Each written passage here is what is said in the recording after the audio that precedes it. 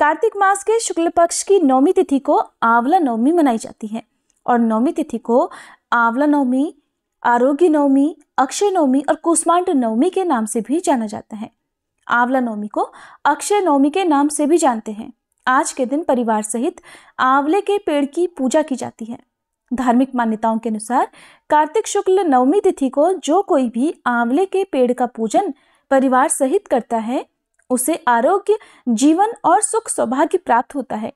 मान्यताओं के अनुसार इस दिन किया गया जप, तप, दान इत्यादि व्यक्ति को सभी प्रकार के कष्टों से मुक्ति दिलाता है।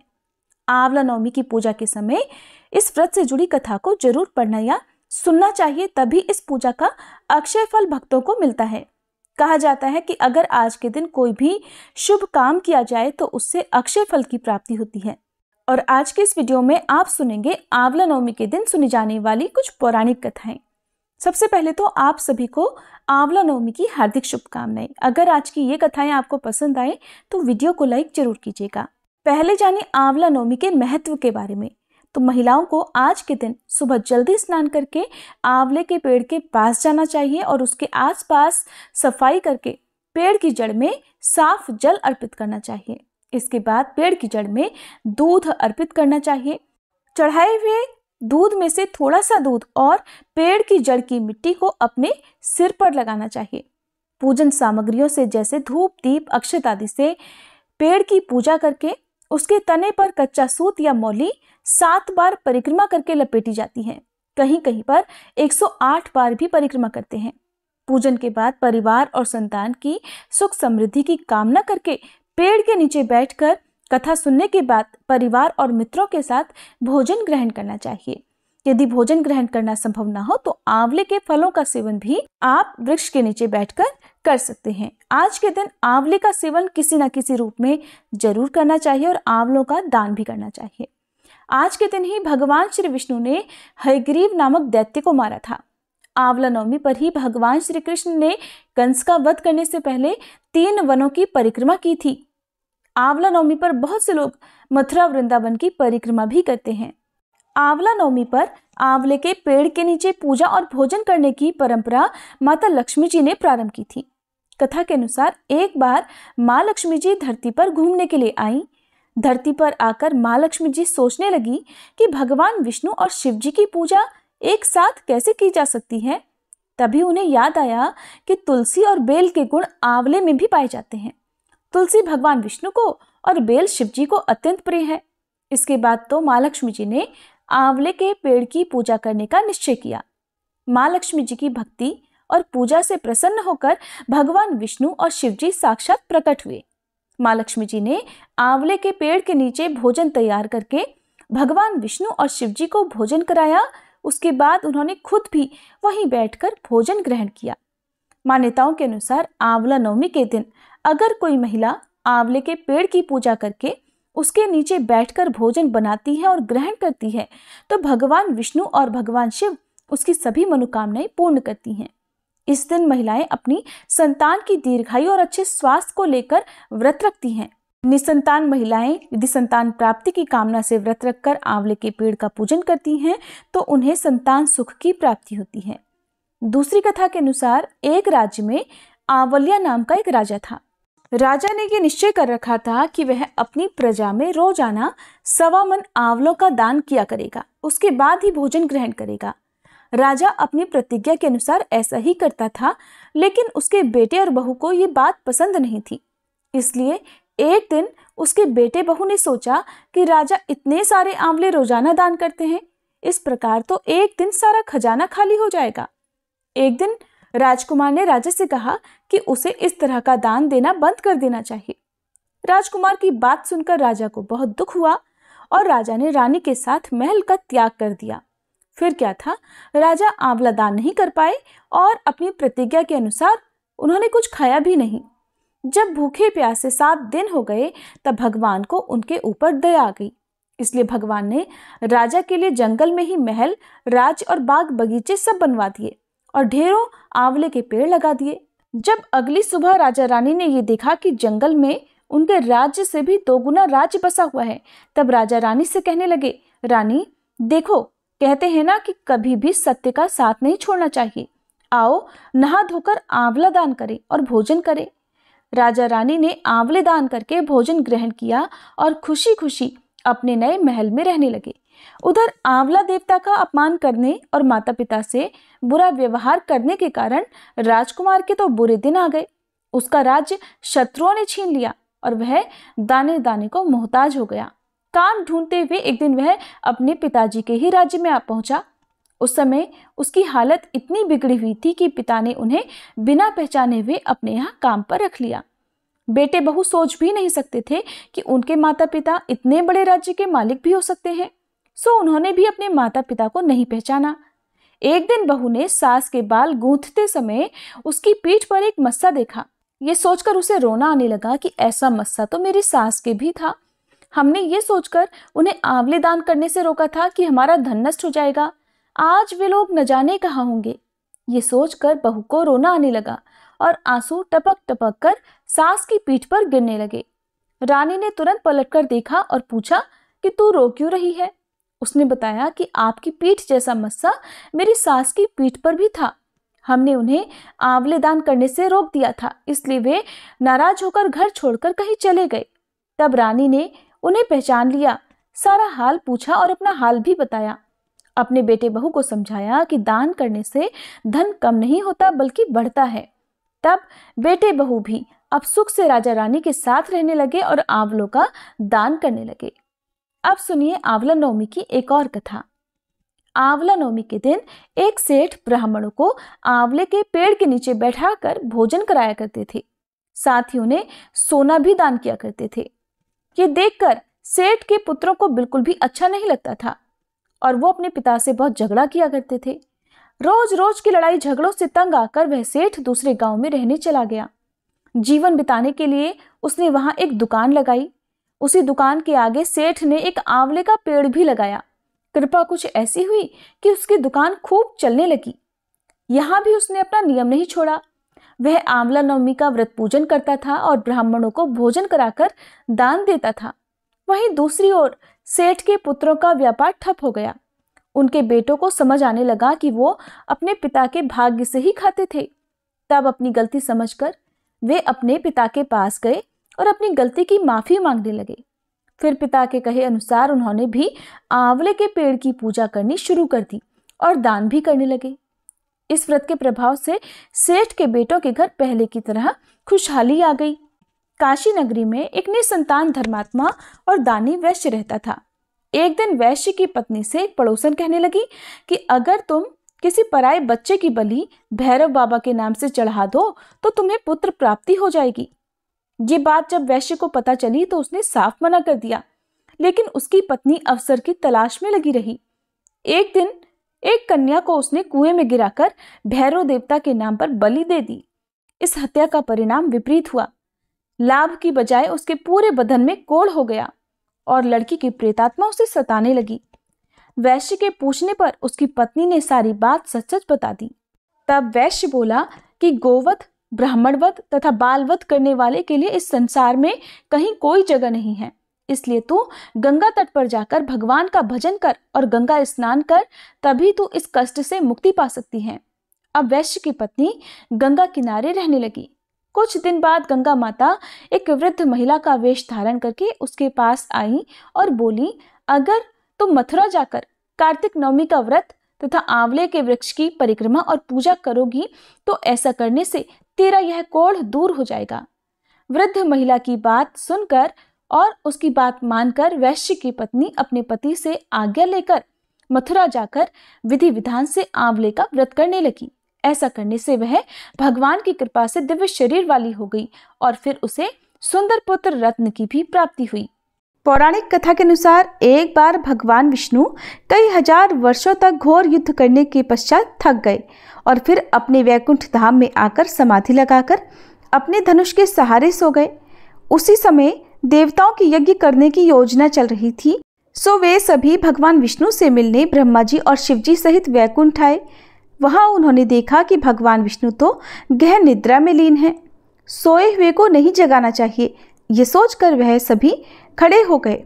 किंतु बहुत देर के बाद भी भगवान विष्णु जब निद्रा से नहीं जागे, तब उन्होंने सोच विचार कर भगवान विष्णु को जगाने का निर्णय किया। तब ब्रह्मा जी ने एक कीड़ा उत्पन्न किया और उसे भगवान विष्णु को जगाने के लिए कहा। यह काम करने से भविष्य का भाग मिलेगा, ये सोचकर उस कीड़े ने धनुष की रस्सी काट डाली। धनुष की रस्सी कटते ही एक भयानक शब्द हुआ और चारों ओर अंधेरा छा गया। कुछ समय के बाद जब धीरे धीरे अंधेरा छटा तो देवताओं ने देखा कि भगवान विष्णु का सिर उनके शरीर पर नहीं है। तब तो देवता अत्यंत चिंतित और भयभीत हो गए।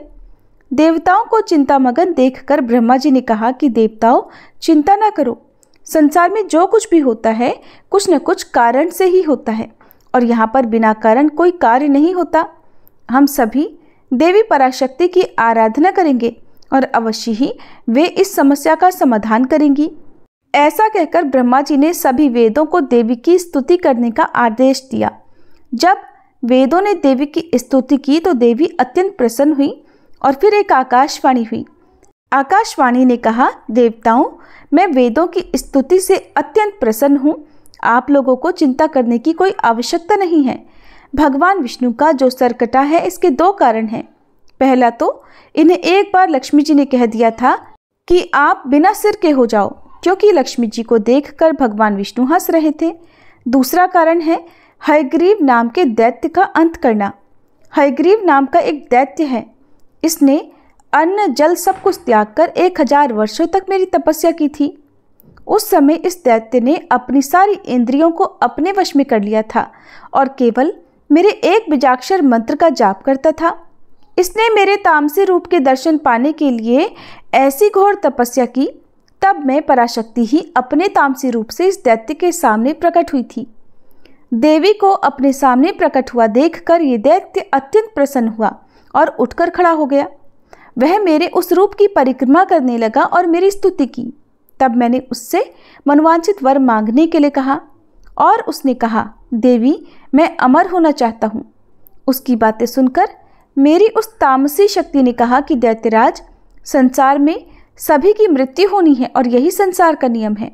मैं इस नियम को भंग नहीं कर सकती, इसलिए तुम सोच समझकर कोई और वरदान मांगो। और फिर उसके बाद उस दैत्य ने मुझसे वर मांगा कि मेरी मृत्यु केवल भगवान हयग्रीव के द्वारा ही हो। तब मैंने ही उसे ऐसी मनोवांछित मृत्यु प्राप्त करने का वरदान दे दिया था। उसी समय वह दैत्य अपने बल के घमंड में आकर ब्राह्मणों, देवताओं और साधु जनों को पीड़ित कर रहा है और सभी को इस दैत्य के आतंक से मुक्त कराने के लिए भगवान विष्णु का हयशीर होना आवश्यक है। इसीलिए आज इनका सिर कट गया है। ब्रह्मा जी, आप एक घोड़े का सिर काटकर श्री विष्णु जी के शरीर पर लगा दीजिए। इससे उनका हयग्रीव अवतार होगा और वे उस हयग्रीव दैत्य का अंत कर देंगे। इतना कहकर देवी अंतर ध्यान हो गई। इसके बाद देवी के आदेशानुसार ब्रह्मा जी ने अपनी तलवार से घोड़े का सिर काटकर उसे भगवान विष्णु के शरीर पर लगा दिया और उसी क्षण भगवान विष्णु उठकर खड़े हो गए। इस तरह भगवान विष्णु का हयग्रीव अवतार हुआ और तब हयग्रीव स्वरूप भगवान विष्णु और हयग्रीव नाम के उस दैत्य में भयंकर युद्ध छिड़ गया। उसको मारना इतना आसान नहीं था। तब भगवान विष्णु ने बहुत लंबे समय तक उसके साथ युद्ध किया। बाद में देवी जगदम्बा के वरदान अनुसार भगवान हयग्रीव के हाथों उसका अंत हो गया। एक और कथा के अनुसार एक बार हयग्रीव नाम के दैत्य ने वेदों को चुराकर सागर की अथाह गहराई में छुपा दिया।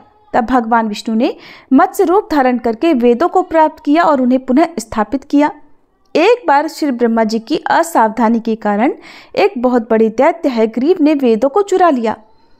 वेदों को चुरा लिए जाने के कारण ज्ञान लुप्त हो गया। चारों ओर अज्ञानता का अंधकार फैल गया और पाप तथा अधर्म का चहुं ओर बोलबाला हो गया। तब भगवान विष्णु ने धर्म की रक्षा के लिए मत्स्य रूप धारण करके हयग्रीव का वध किया और वेदों की रक्षा की। कल्पांत के पूर्व एक पुण्यात्मा राजा तप कर रहा था। उस राजा का नाम सत्यव्रत था। सत्यव्रत पुण्यात्मा तो थे ही, बड़े उदार हृदय के भी थे। प्रभात का समय था, सूर्योदय हो चुका था। सत्यव्रत कृतमाला नदी में स्नान कर रहे थे। उन्होंने स्नान करने के बाद जब तर्पण के लिए अंजलि में जल लिया तो एक छोटी सी मछली भी जल के साथ साथ उनकी अंजलि में आ गई। राजा सत्यव्रत ने मछली को नदी के जल में छोड़ दिया। तब मछली बोल उठी, राजन, जल के बड़े बड़े जीव छोटे छोटे जीवों को मारकर खा जाते हैं। अवश्य ही कोई बड़ा जीव मुझे भी मारकर खा जाएगा। आप कृपा करके मेरे प्राणों की रक्षा कीजिए। सत्यव्रत के हृदय में दया उत्पन्न हो उठी। उन्होंने मछली को जल से भरे हुए अपने कमंडलों में डाल लिया। तभी एक आश्चर्यजनक घटना घटी। एक ही रात में मछली का शरीर इतना बढ़ गया कि कमंडल उसके रहने के लिए छोटा पड़ने लगा। दूसरे दिन मछली सत्यव्रत से बोली, राजन, मेरे रहने के लिए कोई दूसरा स्थान ढूंढिए, क्योंकि मेरा शरीर बढ़ गया है, मुझे घूमने फिरने में बड़ा कष्ट होता है। राजा सत्यव्रत ने मछली को कमंडलों से निकालकर पानी से भरे हुए एक बड़े मटके में रख दिया। यहाँ पर भी मछली का शरीर रात भर में ही मटके में इतना बढ़ गया कि अब तो मटका भी उसके रहने के लिए छोटा पड़ गया। दूसरे दिन मछली फिर से राजा सत्यव्रत से बोली, राजन, मेरे रहने के लिए कहीं और प्रबंध कीजिए, क्योंकि मटका भी मेरे रहने के लिए छोटा पड़ रहा है। तब राजा ने मछली को निकालकर एक सरोवर में डाल दिया, किंतु सरोवर भी मछली के लिए छोटा पड़ गया। इसके बाद राजा ने मछली को नदी और उसके बाद फिर समुद्र में डाल दिया। समुद्र में डालते ही आश्चर्य हुआ, समुद्र में भी मछली का शरीर इतना अधिक बढ़ गया कि मछली के रहने के लिए वह स्थान भी छोटा पड़ गया। समुद्र भी मछली के रहने के लिए छोटा हो गया। ये देखकर मछली फिर से सत्यव्रत से बोली, राजन, ये समुद्र भी अब मेरे रहने के लिए पर्याप्त नहीं है, कृपया मेरे रहने की व्यवस्था कहीं और कीजिए। अब तो राजा आश्चर्यचकित हो उठे। उन्होंने ऐसी मछली आज तक कभी नहीं देखी थी। तब वह विस्मय भरे स्वर में बोले कि मेरी बुद्धि को विस्मय के सागर में डुबोने वाले आप हैं कौन, कृपया करके बताइए। तब मत्स्य रूपधारी श्री हरि ने उत्तर दिया, राजन, हयग्रीव नामक दैत्य ने वेदों को चुरा लिया है। जगत में चारों ओर अज्ञान और अधर्म का अंधकार फैला हुआ है। मैंने हयग्रीव को मारने के लिए ही मत्स्य का रूप धारण किया है। आज से 7वें दिन पृथ्वी प्रलय के चक्र में फिर जाएगी। समुद्र उमड़ उठेगा, भयानक वृष्टि होगी, सारी पृथ्वी पानी में डूब जाएगी। जल के अतिरिक्त कहीं और कुछ भी नहीं दिखाई देगा। आपके पास तब एक नाव पहुंचेगी। आप सभी अनाजों और औषधियों के बीजों को लेकर सप्तऋषियों के साथ नाव में बैठ जाइएगा। मैं उसी समय आपको फिर से दिखाई पड़ूंगा और आपको आत्म तत्व का ज्ञान प्रदान करूंगा। राजा सत्यव्रत उसी दिन से श्री हरि का स्मरण करते हुए प्रलय की प्रतीक्षा करने लगे। ठीक 7वें दिन प्रलय का दृश्य उपस्थित हो उठा। समुद्र भी उमड़कर अपनी सीमाओं से बाहर बहने लगा। भयानक वर्षा होने लगी। देखते ही देखते थोड़ी ही देर में सारी पृथ्वी पर चारों ओर जल ही जल हो गया और संपूर्ण पृथ्वी जल में समा गई। ठीक उसी समय एक नाव दिखाई पड़ी। राजा सत्यव्रत सप्तऋषियों के साथ उस नाव पर सवार हो गए और उन्होंने नाव के ऊपर संपूर्ण अनाजों और औषधियों के बीज भी भर लिए। अब नाव प्रलय के सागर में तैरने लगी। प्रलय के उस सागर में नाव के अलावा कहीं और कुछ भी दिखाई नहीं दे रहा था।